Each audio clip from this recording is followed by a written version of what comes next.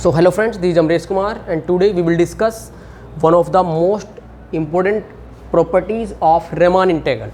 इस प्रॉपर्टी में बेटा क्या है, मोस्ट इंपॉर्टेंट प्रॉपर्टी है। इसमें कोई भी फंक्शन f आपको Riemann इंटीग्रेबल दिया हुआ है किसी भी क्लोज्ड इंटरवल a b पे, ठीक है।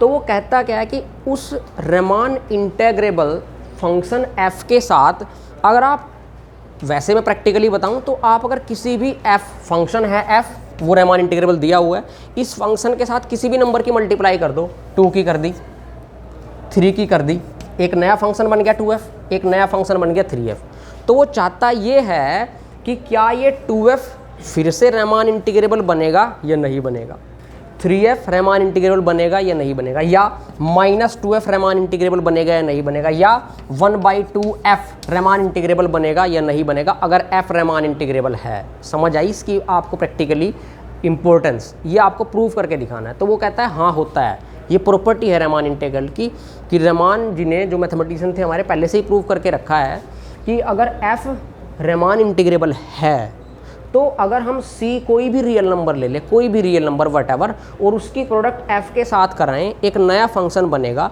क्या वो फंक्शन Riemann इंटीग्रेबल होगा? वो होगा। ऐसा प्रूफ करके दिखाना है हमें। फिर वो क्या कहते हैं, ये जनरली हम लोअर क्लास में जब इंटीग्रेशन करते हैं बहुत बार ये प्रॉपर्टी लगाते हैं कि कोई भी कॉन्स्टेंट c या 2f कॉन्स्टेंट इंटीग्रेशन से क्या आ जाता है, will remain outside of the integration, will come out from the integration, integration से बाहर आ जाता है। बहुत बार हम ये प्रॉपर्टी लगाए हैं, आज इसका प्रूफ करके देखेंगे, ठीक है बेटा। ये करने वाले हैं इस थ्योरम में हम, तो बने रहे हमारे साथ। चैनल पे नए हैं तो चैनल को क्या करेंगे, सब्सक्राइब करेंगे, ज़्यादा से ज़्यादा अपने फ्रेंड्स के साथ शेयर जरूर किया करें ताकि उसको भी इसका बेनिफिट मिल सके। अभी आप बेनिफिट ले लें। तो अभी स्टार्ट करते हैं। देखो f आपको दिया हुआ है इंटीग्रेबल, c रियल नंबर, तो CF आपको क्या प्रूव करना है, इंटीग्रेबल। इस थ्योरम को करने से पहले एक छोटी सी चीज़ मैं और बता दूं आपको। अभी मैंने प्रीवियस प्रॉपर्टी में बताया था कि किसी भी फंक्शन को इंटीग्रेबल प्रूव करने के लिए लोअर इंटीग्रल और अपर इंटीग्रल इक्वल दिखाओ तो फंक्शन आपका Riemann इंटीग्रेबल हो जाता है या इंटीग्रेबल होता है। यहाँ पे हम थोड़ा दूसरी अप्रोच यूज करेंगे इसकी। ये सभी रिजल्ट्स मैंने प्रीवियस वीडियोज़ में कराए हुए हैं, नहीं देखे तो प्लीज़ जाके उनको देख ले, अच्छे से समझ आने वाला है उसके बाद। फिर भी मैं एक बार बता देता हूँ यहाँ पे। बेटा देखो, यहाँ पे f आपको अगर इंटीग्रेबल दिया हुआ है तो इसका मतलब ये रहा होगा कि f का अपर सम माइनस f का लोअर सम, इन दोनों का डिफरेंस जो है ना किसी माइनर एप्सिलॉन नंबर से लेस रहा होगा। दोबारा देखें, UFP माइनस LFP, दोनों का डिफरेंस अगर लेस देन एप्सिलॉन है, एप्सिलॉन कोई भी स्मॉल नंबर है बट पॉजिटिव, अगर इन दोनों का डिफरेंस लेस देन आ जाए किसी नंबर से तो हम कहते हैं कि f जो है वो Riemann इंटीग्रेबल है। इसका उल्टा भी ट्रू है क्या, कि अगर f Riemann इंटीग्रेबल है जो कि दिया हुआ है तो UFP minus LFP less than epsilon होगा ही होगा। एप्सिलॉन जरूरी नहीं है, यहाँ पे कुछ भी लिख सकते हैं आप अपनी कन्वीनियंस के अकॉर्डिंग, ठीक है। तो बस f Riemann इंटीग्रेबल है तो ये होगा, ये है तो f Riemann इंटीग्रेबल, तो f तो Riemann इंटीग्रेबल ऑलरेडी दिया हुआ है, इसका मतलब तो UFP minus LFP already less रहा होगा किसी नंबर से। जब इसकी मुझे नीड पड़ेगी मैं कॉल करूँगा इसको। अब आप ये फोकस करें कि आपको प्रूफ क्या करना है बेटा, आपको प्रूफ करना है कि CF इंटीग्रेबल हो जाए। तो जब CF इंटीग्रेबल प्रूव करना है तो मैं इसमें क्या अप्रोच यूज करूँगा कि भाई CF का जो लोअर सम है, और सॉरी अपर सम है, और जो CF का लोअर सम है, समझ पा रहे हो आप चीज़ों को, इन दोनों का जो डिफरेंस रहेगा वो मैं लेस दिखा दूं किसी पर्टिकुलर एप्सिलॉन से। अगर मैं ऐसा दिखाने में कामयाब हो गया तो CF क्या हो जाएगा, वो CF Riemann इंटीग्रेबल हो जाएगा। क्या नहीं होगा ऐसा? तो मेरा एम यही रहेगा कि CF को मैं UCF माइनस LCFP लेस दिखा दूँ एप्सिलॉन से। लेकिन फिर से वही बात आ गई भाई, UCF माइनस LCF दिखाना मतलब U में क्या आते हैं, कैपिटल MR डेल्टा R की नीड पड़ती है, CF में क्या पड़ती है, स्मॉल MR डेल्टा R की नीड पड़ती है। तो मुझे उनकी रिक्वायरमेंट है तो उनको डिफाइन करना पड़ेगा भाई, समझ आ रही है। अब CF के अब बाउंड्स अलग होंगे क्योंकि F भी दिया हुआ है तो F के बाउंड्स अलग होंगे। मैंने ये मान लिया बेटा कि लेट मान लिया मैंने कि MR और कैपिटल MR और MR ये तो हैं किसके, BD बेटा। अब मैंने आपको बताया था कि UCF और LCF के लिए आपको नीड पड़ेगी किसकी, M R, capital M R इनके बाउंड्स की, लेकिन सी एफ एक अनदर फंक्शन हमने कंसीडर किया है यहाँ, और एफ एक दूसरा फंक्शन है जो आपको दिया हुआ है इंटीग्रेबल। तो इसके लिए मुझे एफ के बाउंड्स अलग डिफाइन करने पड़ेंगे और सी एफ के अलग। तो मैंने डिफाइन कर लिया कि एम आर और एम आर ये बेटा क्या है, जी एल बी है किस किसके, G L B and L U B हैं ये किसके, एफ के। और मैंने ये भी मान लिया कि एम आर डैश और कैपिटल एम आर डैश ये किसके हैं, be the G L B and L U B of C F on subinterval यही चलेगा एक्स आर माइनस 1 से एक्स आर। ठीक है, ये मैंने मान लिए किसके बेटा, of C F. M R dash किसके हैं, सी एफ के हैं, और एम आर किसके हैं, एफ के हैं। जिनको जाना है वो जा सकते हैं, जिनको जाना है वो जा सकते हैं बेटा, जाना किसी को। चलो, तो उसके बाद देखो हम क्या करेंगे यहाँ पे, चूँकि मुझे जो नीड है ना वो इसके भी अपर सम की है और इसके भी लोअर सम की है। तो ये कैसे बनेंगे, देखो मैंने थोड़ी देर के लिए क्या किया, क्योंकि मुझे प्रूव करना है ये U C F minus L C F less than something, ये कैसे आएगा, देखो ध्यान से प्लीज़। मैंने ये कहा कि जो स्मॉल एम आर डैश होगा ना वो क्या होगा, मैंने ये कहा। अब जो स्मॉल एम आर डैश है वो दो तरीके से डिफाइन हो सकता है। देखो जो एम आर डैश है वो जी एल बी किसका है, सी एफ का है। सी एफ में और एफ में क्या रिलेशन है, इस एफ में सिर्फ सी की मल्टीप्लाई हुई है। इसका मतलब जो एफ का जी एल बी रहा होगा उसमें जस्ट सी की मल्टीप्लाई हुई है। तो इसका मतलब तो एम आर डैश तो है देखो सी एफ का। तो अगर मैं ये लिख दूं कि सी इंटू एम आर, समझना बेटा प्लीज, सी एम आर बोले तो एम आर तो किसका है, जी एल बी एफ का। तो एफ वाला जी एल बी और उसमें सी की मल्टीप्लाई मतलब एम आर डैश, क्योंकि एम आर डैश किसका है, सी एफ का जी एल बी है। ये बात समझ आई। तो ये होगा मतलब एम आर डैश दो तरीके से आंसर दे सकता है भाई, या तो वो क्या होगा सी एम आर होगा। ये कब होगा, क्योंकि ये जो सी है ना वो कोई रियल नंबर है बेटा। रियल नंबर में पॉजिटिव भी आ जाते हैं नेगेटिव भी आ जाते हैं। आप एक बात बताओ, जैसे कोई फंक्शन है एफ, ठीक है बेटा, और वो वैल्यू दे रहा है आपको 2, 4, 6, मान लिया वो ये 3 वैल्यू दे रहा है, ठीक है। और एक दूसरा फंक्शन है जो कि है मान लिया -1 इंटू एफ, जो दूसरा फंक्शन है वो है -1 इंटू एफ। तो -1f क्या आंसर देगा, देखो एफ तो दे रहा है 2, 4, 6, तो एफ में क्या हुआ है, माइनस की मल्टीप्लाई तो हुई है यार। तो माइनस मतलब -2, -4, -6 ये वैल्यू देगा। इसको समझो, जो इस f की सबसे छोटी वैल्यू है वो 2 है, और जो इस -f की सबसे छोटी वैल्यू है वो कौन है, वो उल्टी होगी ना। आप देखो भाई, जो f की सबसे छोटी वैल्यू है वो 2 है, जो -f की सबसे छोटी वैल्यू है वो -6 है, और यहाँ देखो ये 2 सबसे छोटी है, तो -f की सबसे बड़ी वैल्यू कौन सी बन गई, इस 2 के आगे माइनस लगा दिया, मतलब जो छोटी वैल्यू है वो तो बनेगी माइनस लगा के बड़ी, और जो बड़ी वैल्यू है वो माइनस लगा के बनेगी छोटी। समझे आप। अब यहाँ देखो, तो c जो है यहाँ तो नेगेटिव था, अगर c पॉजिटिव होता या 2f होता +2f तो हमें कोई इफेक्ट ना पड़ता, फिर जो बड़ी है वो बड़ी ही रहती, छोटी देख लो 2 की मल्टीप्लाई कर दो f में, 2 2 जा 4, ध्यान से समझना प्लीज़, 2 4 जा 8 और 2 6 जा 12। अब देखो भाई, जो छोटी है उसके कोरस्पॉन्डिंग, छोटी के कोरस्पॉन्डिंग 4 छोटी वैल्यू आ रही है 2f की, जो बड़ी है बड़ी के कोरस्पॉन्डिंग बड़ी वैल्यू आ रही है 2f की, समझ रहे हो। लेकिन अगर माइनस लग गया तो बदल जाता है, माइनस लग के क्या हो रहा है, जो छोटी थी वो बड़ी बन रही थी। तो इसका मतलब यहाँ देखो एम आर डैश और एम आर, यहाँ पे तो ये एम आर क्या है, छोटी वैल्यू था। ये तब होगा जब सी क्या होगा, पॉजिटिव होगा।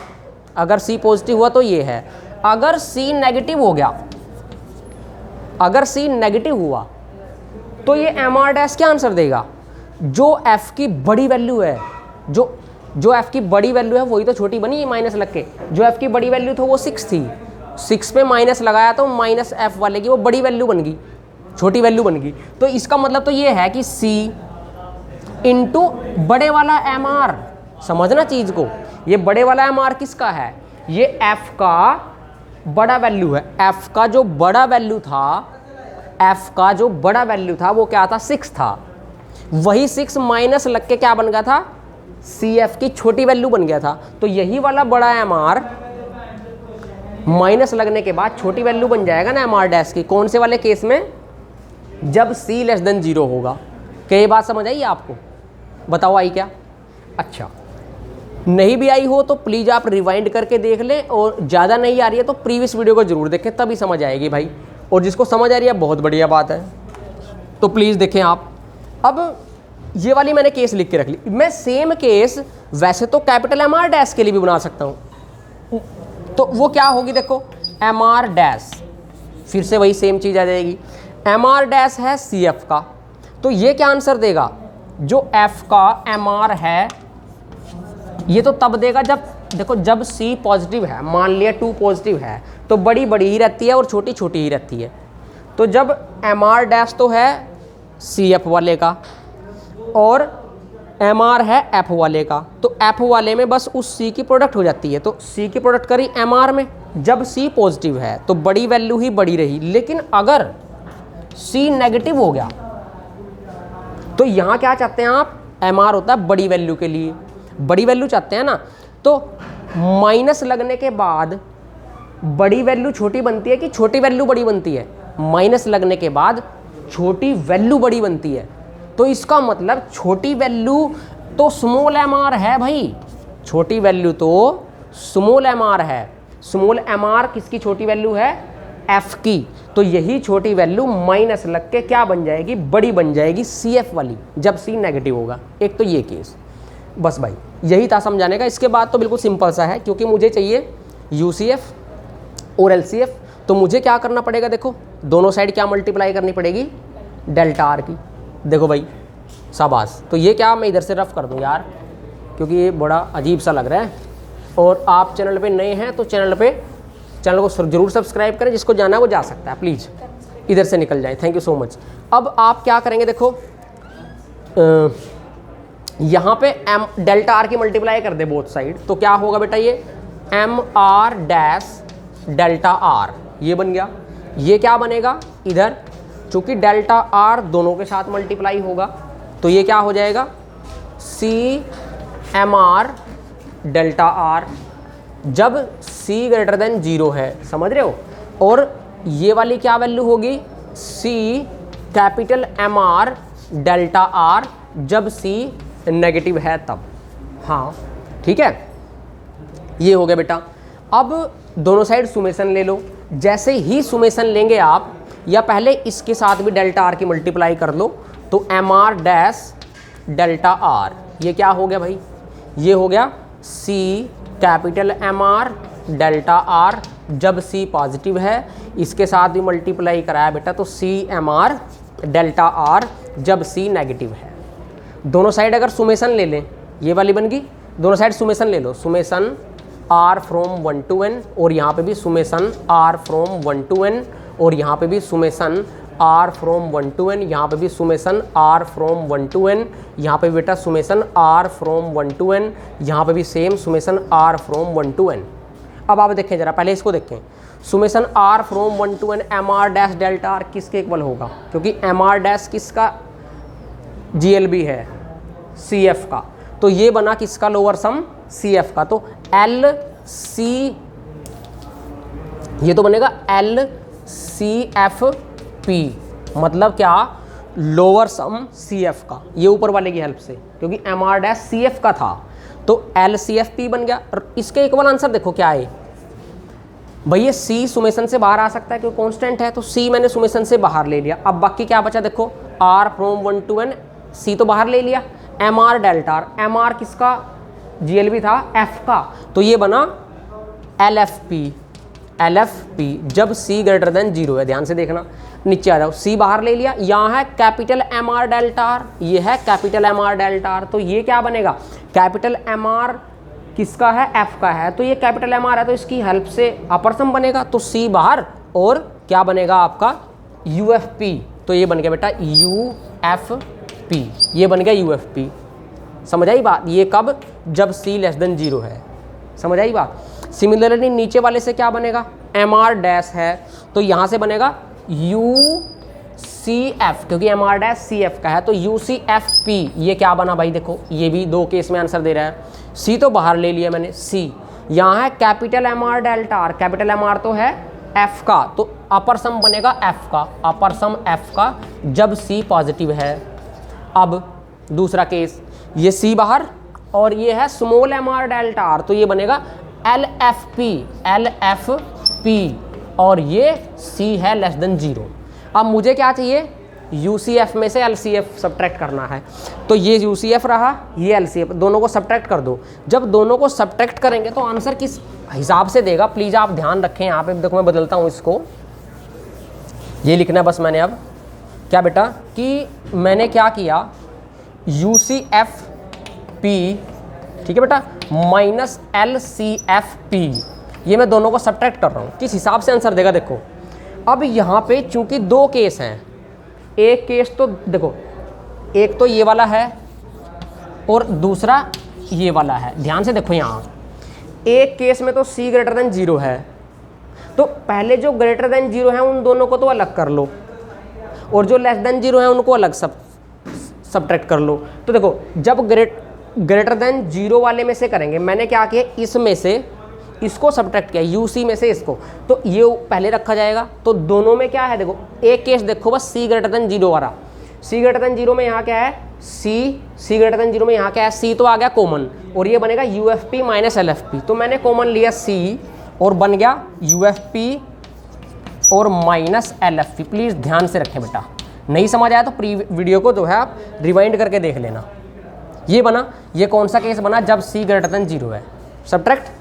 अब लेंगे जिस केस में C लेस देन 0 है, देखो भाई यहाँ पे C, यहाँ पे भी C कॉमन है, यहाँ पे UCF में से इसको सब्ट्रैक्ट किया, तो यहाँ जब कॉमन लेंगे C तो LFP में से UFP घटेगा, क्योंकि यहाँ C लेस देन 0 वाले में यही है, तो C तो कॉमन, और बनेगा क्या, LFP माइनस UFP। ये कौन सा केस है, जब हमारा C लेस देन 0 है, ये बन गया।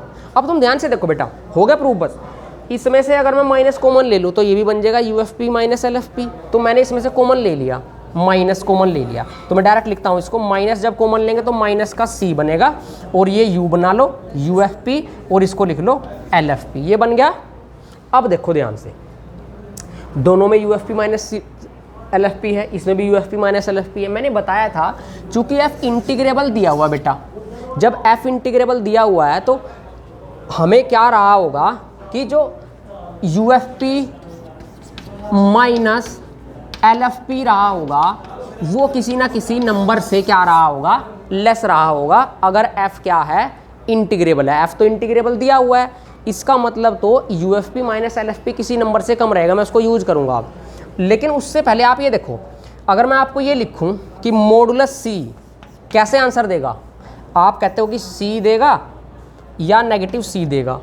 C जब देगा जब C पॉजिटिव होगा, नेगेटिव C तब देगा जब C, ऐसे ही तो देता है मोड C। अरे भाई तुम इसको भूल जाओ बच्चों, इसको भूल जाओ, C जब C पॉजिटिव है, माइनस C तब जब C लेस देन, तो इसका मतलब इन दोनों की जगह, ये दोनों की जगह तो आ जाएगा मोड C, और ये तो है ही दोनों में UFP माइनस LFP। तो क्या मैं इस इतने बड़ी चीज़ को ये लिख सकता हूँ क्या, मुझे ये बताना अब जरा, क्या मैंने इसको कंबाइन करके लिख दिया कि बेटा which is equal to mode C और इंटू UFP माइनस LFP। क्या मैंने गुनाह कर दिया भाई, इन दोनों को मोड C माइनस C को कवर मोड C में हो गए, और ये दोनों में है ही सेम, और ये किसके बराबर है, UFP UCFP माइनस LCFP, इसके बराबर आ गया। अब तुम देखो ये चीज़ तो पहले से ही क्या है, किसी नंबर से कम है। अब मैंने बताया आपको जब CF को इंटीग्रेबल दिखाना है तो ये दिखा देंगे कि UCFP minus LCFP less than, exactly दिखा दो, एप्सिलॉन से दिखाना चाहते हैं अगर, तो आप देखो अगर मैं इसकी जगह कुछ भी लिख सकता हूँ, तो मैंने लिख दिया कि which is less than mode C as it is, इसकी जगह मैंने लिख दिया ये किससे लेस है, एप्सिलॉन से। मुझे C काटना है तो मैं लिख दूंगा less than epsilon by mode C, mode C से मोड C कट गया, ये किससे लेस आ गया, UCF माइनस LCF किससे लेस आ गया, एप्सिलॉन से। अब ये क्रैम नहीं करना, क्योंकि बुक में तो डायरेक्ट लिख देते हैं कि since F is integrable therefore UFP ये वाला U F P minus L F P less than epsilon by mod C. बच्चे कन्फ्यूज रहते हैं कि less than epsilon by mod C क्यों लिया। भाई ले किसी से भी ले सकते हैं, जिसकी रिक्वायरमेंट हो वो ले लो। यहाँ पे लास्ट में आके हमने देखा कि यहाँ मोड सी प्रोडक्ट में हो रहा था, तो इसकी जगह मैं एप्सिलॉन बाई मोड सी अगर रखूँगा तो मोड सी से मोड सी कैंसिल हो जाएगा ना, इसीलिए उसको डायरेक्ट उन्होंने पहले ही लिख दिया less than epsilon by mod C. तो हमारा प्रूव हो गया। अभी इतना प्रूव हुआ है कि सी एफ क्या है बेटा, इंटीग्रेबल है।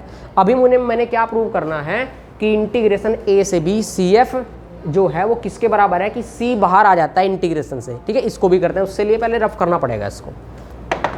सो डियर स्टूडेंट्स, अब हम करेंगे इस वाले पार्ट को कि ये इंटीग्रेशन सी एफ के ओवर अगर हम कर रहे हैं तो सी जो कांस्टेंट है वो बाहर आ जाता है इंटीग्रेशन से। देखो इसको कैसे प्रूव करेंगे बेटा। इसको प्रूव करने के लिए हम क्या करेंगे, पहले तो हम ये प्रूव कर चुके हैं कि क्या वी नो दैट, अभी प्रूव किया हमने क्या कि सी एफ इज इंटीग्रेबल, कि सी एफ इंटीग्रेबल है। अगर सी एफ इंटीग्रेबल है तो इसका मतलब ये है बेटा कि सी का लोअर इंटीग्रेशन सी एफ का या अपर इंटीग्रेशन दोनों क्या हैं, सेम हैं, या जनरल इंटीग्रेशन तीनों ही क्या हैं, सेम हैं अगर सी एफ इंटीग्रेबल है। चूंकि सी एफ इंटीग्रेबल प्रूव कर चुके हैं तो इसका मतलब ये होगा ही होगा। इसको मैंने कह दिया थोड़ी देर के लिए इक्वेशन नंबर 3 कह दिया, क्योंकि 1 2 हमारी इससे पहले वाले पार्ट में आ चुकी थी। अब मैंने क्या किया, इक्वेशन 1 का यूज करना है जो मेरी प्रीवियस पार्ट में अभी आई थी इसी वीडियो में। तो ये मैंने पहले ही लिख के रखी है बोर्ड पे। देखो इसको कैसे, अब चूंकि मुझे बनाना है इंटीग्रेशन ए से B C F D X. ये कैसे बनेगा बेटा, आपको पता है कि जब मैं इस एल सी एफ का एल यू बी लूँगा तो वो लोअर इंटीग्रेशन हो जाएगा। तो मैंने क्या किया, इक्वेशन 1 का एल यू बी ले लिया दोनों साइड। जब इसका एल यू बी लेंगे तो क्या होगा, ये हो गया एल यू बी।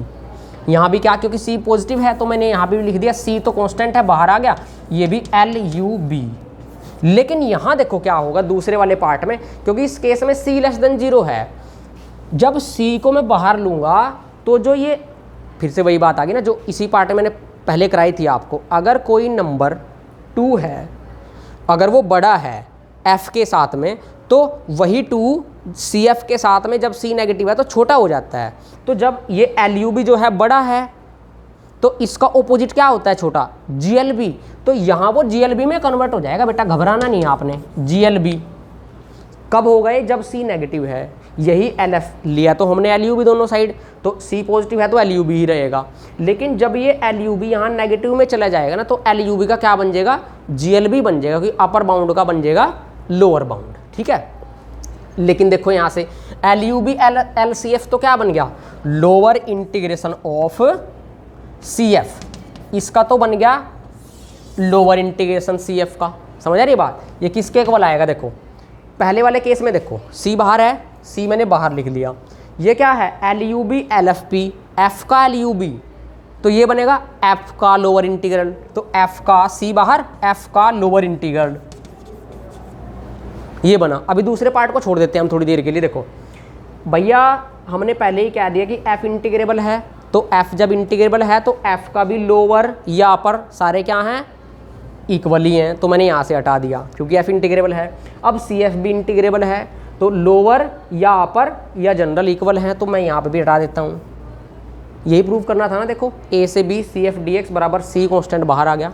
दूसरे वाले केस के अकॉर्डिंग देख लो भाई, यहाँ ये जी एल बी है यू एफ पी का, तो जी एल बी क्या बनेगा, अपर इंटीग्रेशन बन जाएगा। तो ये बन जाता है यहाँ अपर इंटीग्रेशन, बस लेफ्ट साइड तो वही बन रही थी। फिर से वही बात, एफ जब इंटीग्रेबल है तो एफ का भी लोअर हो या अपर हो या ना हो, इक्वली है, तो यहाँ से भी हटा दो दूसरे पार्ट के अकॉर्डिंग भी।